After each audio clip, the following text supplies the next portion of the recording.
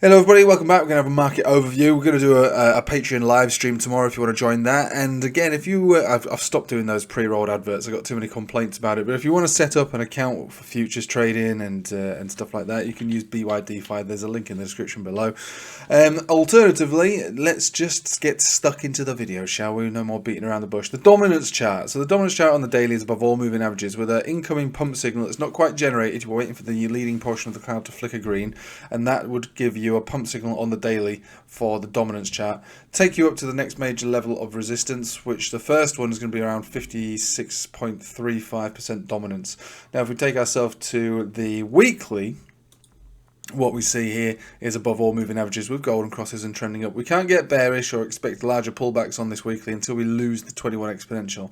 And we've held this 21 every time we've pulled back into it. Boing, boing, boing, boing, boing, boing. So it's having a nice time, and it does go to I suppose highlight the daily is brewing a pump signal. The 4 hourly got golden crosses across the board, trending up. One drive of bearish divergence, one drive of hidden bullish divergence. It doesn't know what it wants to do, so you might as well just focus on the trend and expect it to continue, because there's not really any signs of weakness. There's not massive signs of like overwhelming strength, but if we get that pump signal on the daily, you would expect strength. Now this is the total 2 on the 4 hourly. It's still an uptrend, so alt's still good. Bearish divergence across the board on the way up, which is fine, and if you get pulled back, golden cross retests exist down at these lower levels down here and down here on the 4 hourly. Now I've been talking about building a portfolio throughout this period, and this is what I have been doing. Now it doesn't mean that they're absolutely 100% safe and in the bag, but looking at it now, and again using this fractal as the overall vibe of timing, it's not perfect, but there's peaks and troughs and they run kind of similar, and I would expect this consolidation to be over throughout the summer. Whether we come down to retest the lows seems unlikely at the moment, but if we did, it wouldn't surprise. I wouldn't be too surprised. And if it goes down lower, it's everything's a bargain, because remember, people get too bullish when things are green. People get too bearish when things are red.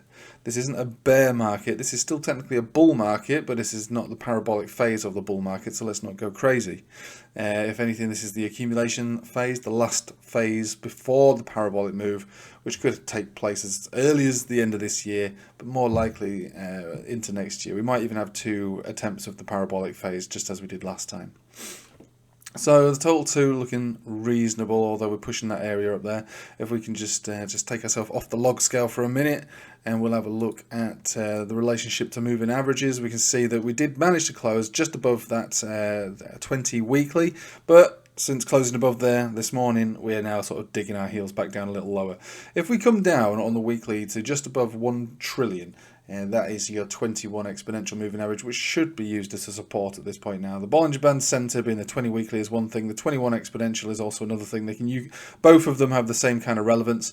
21 is probably more relevant than the 20, but traditional traders will use the 20, and especially on a weekly, the 20 makes a bigger deal than anything else. So we'll look at that and think about, okay, allocate some more maybe. Remember, I'm only 50% committed to the market. I've still got 50% in cash. I was hoping for lower, and if we get lower, then great. If we establish a trend, great. But yeah, I'm 50% committed to the market, 50% in cash, which is still a lot of money, to be honest with you. But it's just, I just wanted to put it to you now that I am not a 100% bull master right now. I'm not even on the fence. 50% committed to a crypto market is absolutely not on the fence at all. Not at all. There's a lot of cash out there. Right, so let's get stuck into to Bitcoin itself. So again, Bitcoin on the weekly did basically what the total 2's done, apart from it's holding a little higher. Burst up, closed up above the 20 weekly. So we are now on the weekly above all moving averages. If you pull back today, you'd be hoping for a bounce around 65,500. If you lose that, you'd be looking for a bounce around 62,300. If you lose that, then actually at that point, I'd be looking for a lower low. To be honest, I would be looking for a lower low. And you can imagine what that would do for altcoins, especially in a market which is highly Bitcoin dominant. We reflected on that early on the video. Dominance chart points up. So if you go up in the market, Bitcoin will outperform. If you go down in the market, altcoins get wrecked. That's the situation we're in right now. So you don't want to get too complacent in trades, especially if you're pushing resistances, which is what a lot of altcoins are and still are doing. They're all at major resistances. well, not all of them, that's unfair to say, but a lot of them are, and we established that on the Friday's live stream, and I've checked this morning and we're still there. There are a few anomalies out there, one of them being XRP, so looking at XRP, we're above all moving averages, surfing this 7 simple moving average, trying to make another run up to 61 cents, which is, I suppose, probably going to happen, but it will not do it on its own. If Bitcoin dumps, it will also dump. Now, this is a good chart. It's actually better than most, reclaiming all moving averages, pump signal, the lot. That is a good chart. Weekly, it's actually still quite good as well. You know, we're pushing the 200 simple moving average, and again, once you get above there, then the odds are in favour of further continuation up. If you pull back, then you'll be looking for bounces around 53, 54, and maybe, if it gets particularly bad, just above 50. So it's all about, back as it was before, when you're above 50 cents, you're bullish. Below 50 cents, be afraid. That's all I'm saying. Now, we established this move on XRP because of the Bitcoin pair, and this might be a useful way to look at who's going to be better than Bitcoin. If Bitcoin's a dominant coin, I know we can build portfolios for altcoins at low prices because we expect much higher prices later on down the line. But if you're looking to trade altcoins and outperform Bitcoin, otherwise you might as well just trade Bitcoin. You got to start looking at charts like this, like here. Who is it better than Bitcoin? And at the moment, it did exactly what we expected, which was a move into a death cross. So that's what it did. It moved into the 200 exponential. It front run it here, big move back down. Had another attempt, 2 candles in a row, bang bang. But it held on the 10, so we're getting higher highs and higher lows. So it looks like, and it does look this way, that it's going to make another attempt to try to at least revisit that 200 exponential, which sits at 900, and we'll call it 970 sats, more or less, give or take. Now, I'm not saying that it has to do that, but that's what it does look like it wants to do. And surprising to say that XRP has the opportunity to outperform Bitcoin in the short term. I'm not saying it's the best thing you've ever seen. I know I get loads of hate for XRP, but it's a tradable chart. When I made the video about XRP is going to do this, the first thing I got, first comment on the video was, "Oh, I think you're paid by XRP to shill XRP." Come on, wind your neck back in, my friend. I'm just telling you what the chart is telling me. I'm just a mouthpiece for the data. That's all I am. That's all I am. So it worked anyway. It obviously rallied pretty hard. I think it was a good 50% really from those areas. On the Tether pair, obviously about 30% on the Bitcoin pair. So it did pretty well. Now looking at this now, it's all over the place, and it is above moving averages. We'll have to check momentum, and we did have bearish divergence on momentum here, and I'd say it's probably cooled off. We've got a fresh positive cross on the histogram on the 4-hourly, which makes it look like to me that it does want to have another attempt to move back up.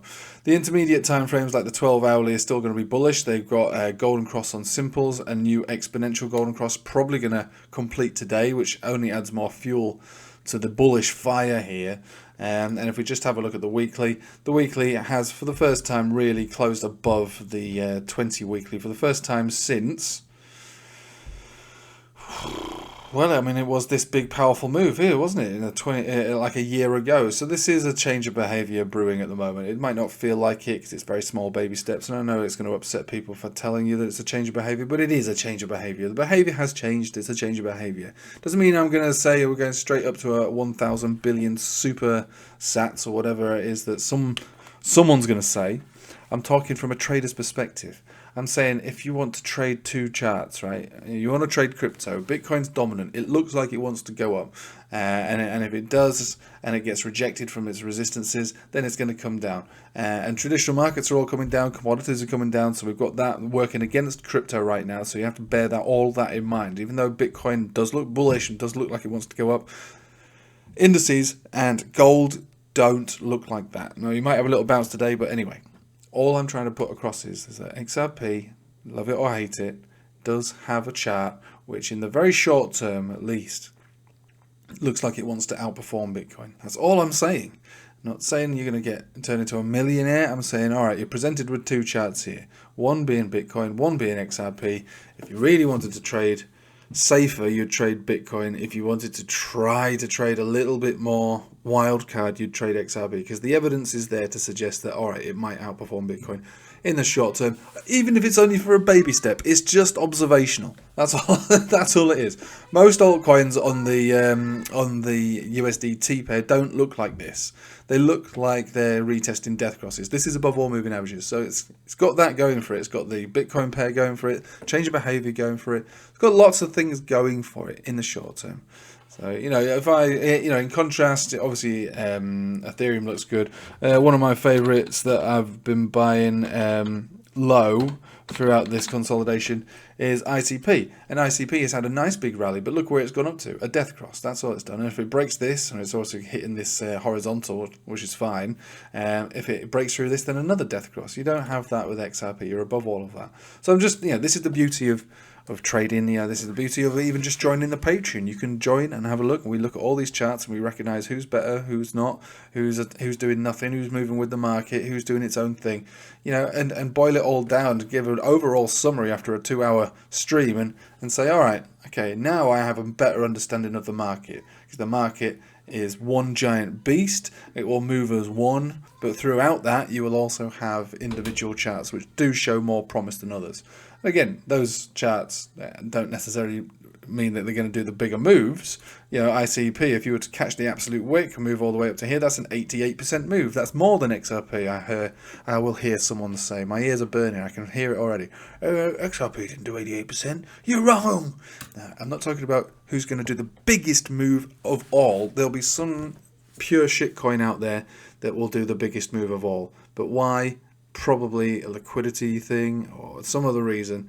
I'm talking about risk to reward, and risk to reward at the moment, Bitcoin versus XRP. XRP beats Bitcoin from the risk to reward perspective. Doesn't mean you're going to be a millionaire. I have to keep reiterating this because I do feel like a lot of the time when people watch these videos, they're expecting some kind of he didn't hand me the lottery numbers this morning and I don't know why. It's not possible to do that. Well, somebody else did. Somebody else said the lottery numbers are going to be this, that and the other, so I put my entire net worth on it and it didn't work out. Well, that's why, unfortunately, this isn't about clickbait. This is reality. If you like reality, tune in, subscribe. If you don't like reality, just go and harvest your kidneys and give it to some fresh face, high subscribed channel that doesn't really know what the hell they're talking about. Anyway, I'm going to leave with you there. I've pretty much said enough. A brief overview of the market. Hopefully you've understood that and recognise that XRP is slightly better than Bitcoin. It's slightly better. Anyway, I'll leave it there. I hope you have a nice day. Take it easy.